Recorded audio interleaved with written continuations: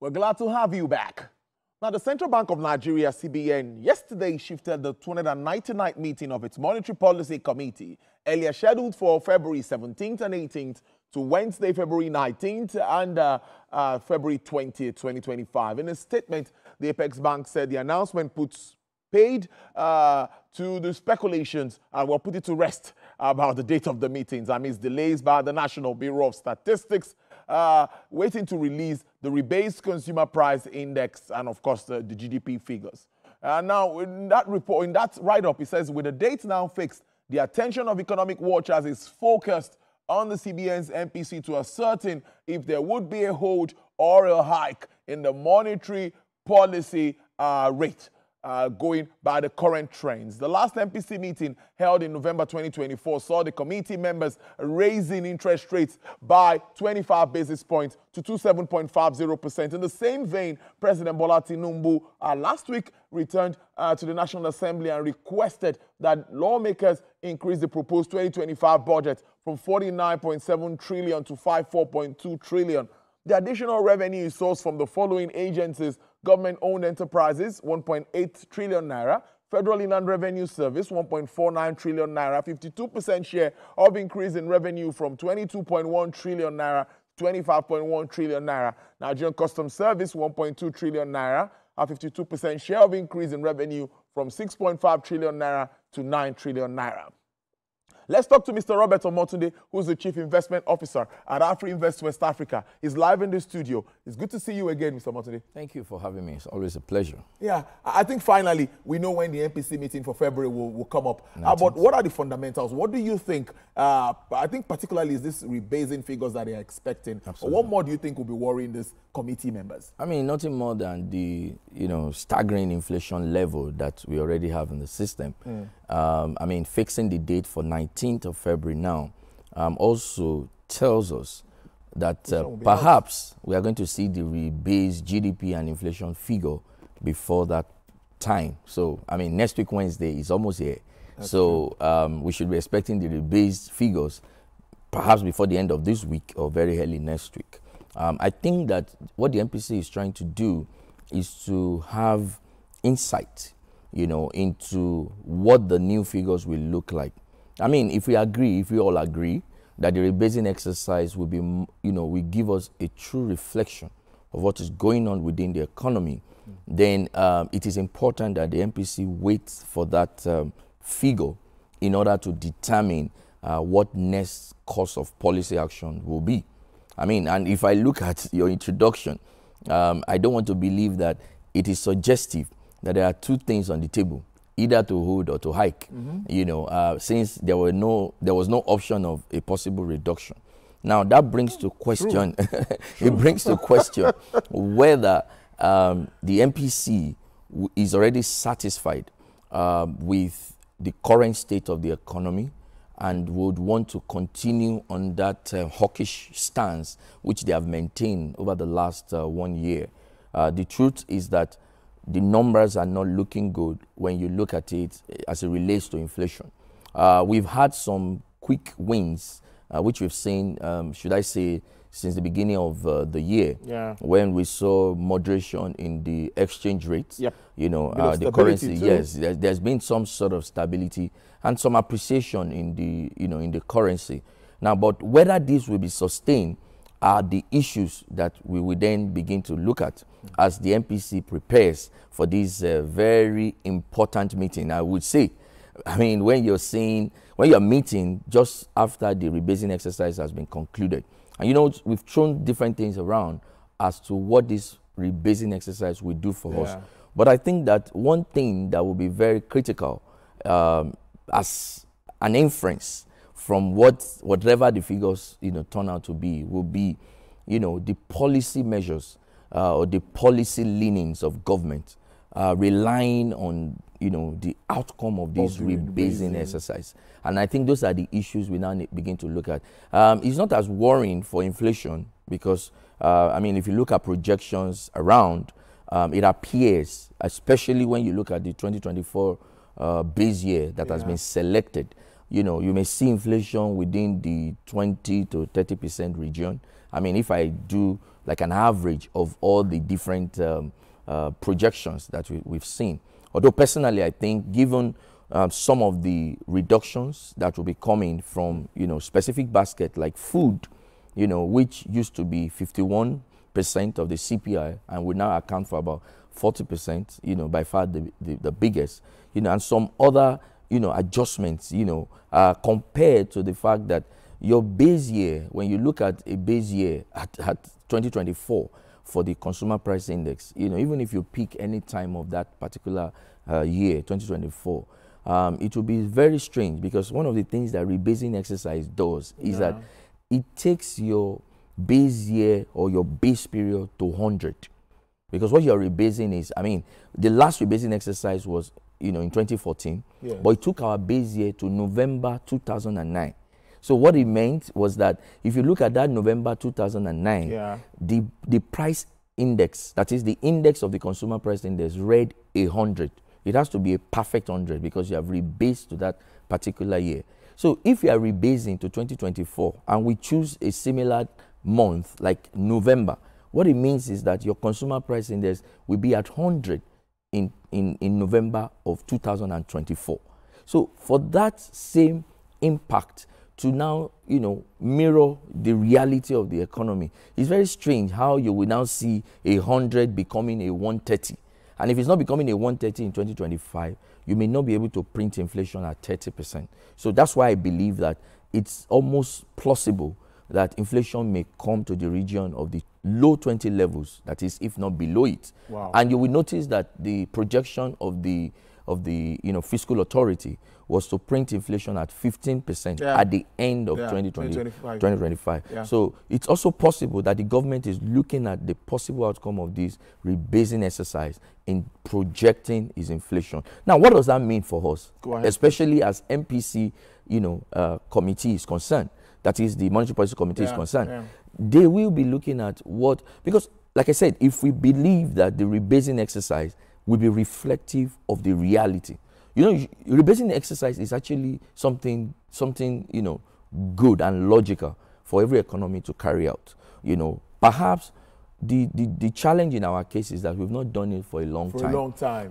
Maybe it's something we should do every 5 years in order to ensure that, especially because if you look at the structure of the Nigerian economy and you look at the structural faults across different lines, especially the shocks that come in every now and then to our economy, we must take it seriously to do our rebasing exercise on a consistently, accurate period, like say every 5 years, just so that we don't have a situation where there is a major shift in terms of what the data is reading out. For instance, if the data should print anything in the neighborhood of 20% from a 34.8%, it will look like you had a significant drop in inflation when naturally nothing has changed, in the economy. But because you have changed your statistical base, you are now having a moderated inflation, which is why most Nigerians will say, how does this affect me? Affect us one on one. So, but it doesn't disconnect the fact that we have to still get the mathematics right. Right. Yeah. Because those figures are very important. Absolutely. Not just based there. But you talked about this would help to design policies and of course programs that would lead to, of course, benefit Nigerians. What sort of programs and policies should we be looking at by the time these figures come out, considering the fallout of this reforms ongoing by government? One of the things that I have looked forward to, like I said, some of these numbers coming out will, for instance, if you see inflation now at 25%, that has policy implication for Monetary Policy Committee. Because the MPC has, consistently reiterated the fact that they need to maintain that hawkish path in order for them to put a rein on inflation. So if inflation has now moderated from 34 to 25, right? It means that the MPC will gradually be considering, changing course or changing path from the hawkish path to, a more accommodative monetary policy. Now, I say that because I believe that in the course of trying to stabilize our general price level, the MPC has been too aggressive in the rate hikes. Now, hike in interest rate, MPR is at 27.5% now. At the moment? Yes, it's hurting not just to businesses. I mean, you just spoke to the DG of the Manufacturers Association, and who is complaining about, additional tariffs and how this is impacting. That additional tariff brings additional impact on your inflation. Do you see what I mean? So to the extent that all of those price changes, right, will impact on the general price level, it has implication for monetary policy. Because if the MPC could, then bring down interest rates or maintain it at the level that it is, then you can begin to get some respite. Because what has happened in the last 1 year is, before you could catch up with the previous hike, there's a new hike coming in. And it's hurting government too, because the cost of borrowing. I mean, in 2024, government has had to pay between 20 to 30% as cost of borrowing. And some of those things will not go away. They will continue into 2025. Why? Because, for instance, a bond that was issued last year at, say, 20%, right, approximately 20%, the government will battle with that, level of interest payment, at least for the next foreseeable period, 5 to 10 years, depending on the tenor of the instrument. So that's on the inflation side. Now, if you go to the GDP rebasing, if we have a situation where this rebasing exercise takes us higher, recall that in 2014, it was the rebasing exercise that took our GDP to $500 billion, and then we became the biggest economy in Africa. I think South Africa was next then. Yes, South Africa was next to us then. But of course, now we're falling off that level. Off with number 4. Yes, we should be number 4 now, with the likes of South Africa, Angola, Egypt ahead of us. But now, if this rebasing exercise brings us back to that level, rightfully so, rightfully so I say, because if your economy, the structure of your economy is changing, then your GDP computation should reflect it. That's why I'm saying that rebasing an economy or rebasing, your inflation, it's the right thing to do. Perhaps we've taken too long before we did. Right? But now, doing it then takes our our GDP higher, right? Right now, we're struggling to print around $200 billion. But let's say we now conduct this rebasing and then we are closer to a $500 billion. The implication of that is that our debt to GDP, which is currently at about 40 to 50% levels, we then suddenly drop, right? And then we think that, we have more room to borrow. Now, that borrowing is dangerous because, I just took some time to analyze the debt figure for Nigeria as we speak.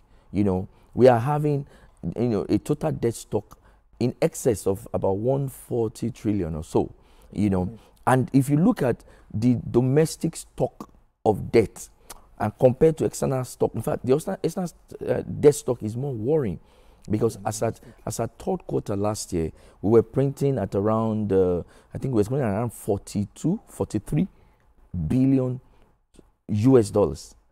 And that excluded the commercial Eurobonds which we issued. If you had to add that, about $2.5 billion.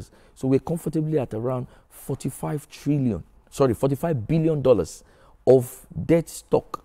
You don't want to convert that to naira to know what it is. So, but if a ratio like debt to GDP ratio now shows that we have more room to borrow and then we borrow at that pace, it is worrying.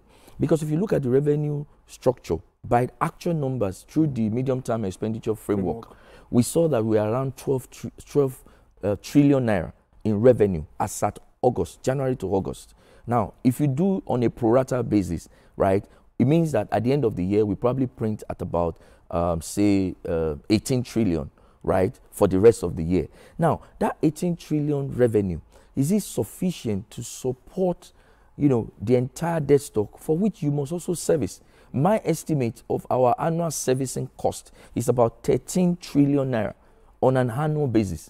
And most times we miss it because we don't often accommodate that servicing cost as part of our liability, because we just take it out, we just pick the debt stock. So it means that if I'm to look at Nigeria's debt stock today, if we're at 14 trillion and I'm going to take 13 trillion to service this year, it's safer for me to add 13 trillion to that 14 trillion, because that 13 trillion gets paid out and the stock remains.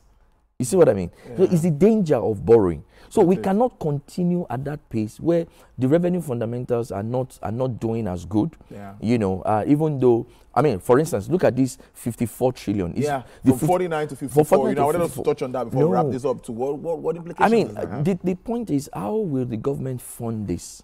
Because if by 2024 we are estimating revenue, you know, on a pro rata basis to be around 18 trillion.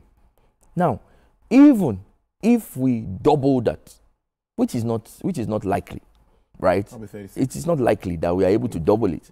If we do better, maybe we are able to increase it by another 50%, right? If you increase by 50%, you come to about 27 trillion, right? Meanwhile, you have a budget of 54 trillion. So are you going to go to, you know, to the domestic debt market or other sources to now to borrow as much as 27 trillion naira? That also has implication for capital markets. You know, every activity of government has implication in many respects, not just to household, but also to businesses. You know, a lot of businesses who struggled to compete at the level of the cost at which government was borrowing. At some point in 2023, government borrowed for treasury bills as high as 30%. 30%, you know, and a lot of corporates were struggling to also issue at that level. Some of those corporates, they don't have, you know, company fundamentals, you know, that could support that level of borrowing, but they borrowed nonetheless. Now, the consequence of some of those things, we are going to see in the days to come. You know, and that's why government must be very prudent. And I think that for us to come out of this, like we have always said, is we are going to have to take some pains. Yeah. Now, some of those pains may be for us to face the reality in terms of our fiscal budgeting. I think that we are too aggressive. And this thing started, you know, by my estimates, around 2016, you know, when we began to build revenue, I mean, our budget revenue, they were not consistent with what was closer to reality. Because when you make assumptions for your revenue, and then you have, you know how government works, you know, mostly in every other place, where you have made assumptions for revenue, and on the basis of those assumptions, you have put in budget expenditure proposals. Now, what gets to happen is that people will be looking at the budget expenditure and how they want to expend it. And because you are government, you have the capacity to print. Luckily, government is not doing that right now. But because you have the capacity to, you know, to still go to the market to borrow, either from multilateral sources, bilateral sources, or even the commercial sources, and the domestic market, right? You just go to the market and then there you've taken some borrowings. But your debt profile is creeping up. And debt service to revenue, right, in 2023, right, printed at around 60%. Now, in 2024, the estimate is looking more like a 70 to 74% in terms of debt service to revenue.